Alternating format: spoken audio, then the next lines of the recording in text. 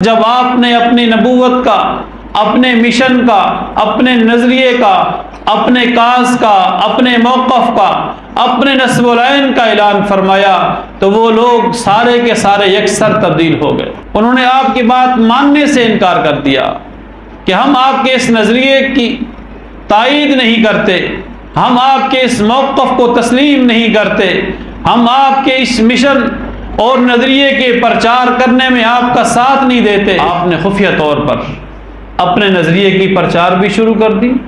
खुफिया तालीम और तबलीग का सिलसिला शुरू हो चुका।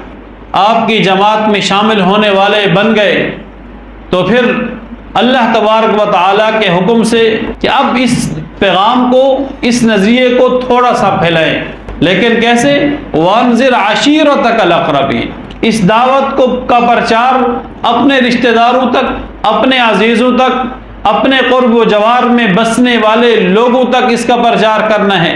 आपने पहुंचाना शुरू कर दिया। फिर कुछ साल यूं गुजरे, उसके बाद अल्लाह तबारक व तआला ने एक और हुक्म इरशाद फरमाया, वारिद अनिल मुशरिकीन, अपने काम को शुरू कीजिए। जब तीसरे मरहले की तरफ रसूलुल्लाह सल्लल्लाहु अलैहि वसल्लम बढ़े तो फिर चूंकि ये दावत आम हो चुकी थी, नजरिए की प्रचार खुलम खुला होने लगी थी, तो फिर मुखालफत भी खुलम खुला होने लगी।